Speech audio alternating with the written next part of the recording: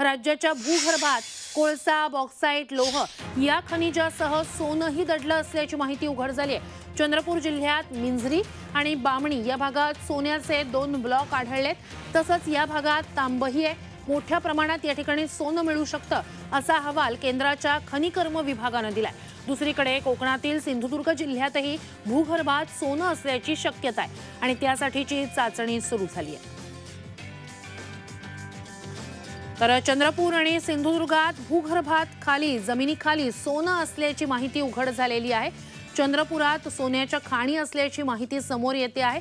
चंद्रपुरात सर्वेक्षण करण्यात आलेले त्याबाबतची चाचणी करण्यात आली आहे। सिंधुदुर्गात सुद्धा आता चाचणी केली जाणार आहे। चंद्रपूरमध्ये सोन्याचे 2 ब्लॉक्स आढळलेले आहेत। सिंधुदुर्गात सोन्याच्या खाणींचा शोध सुरू आहे।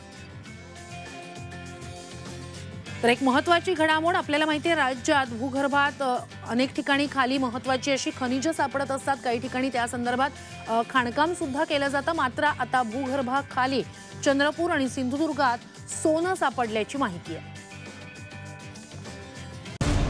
मराठ्यांची तळपती तलवार म्हणजे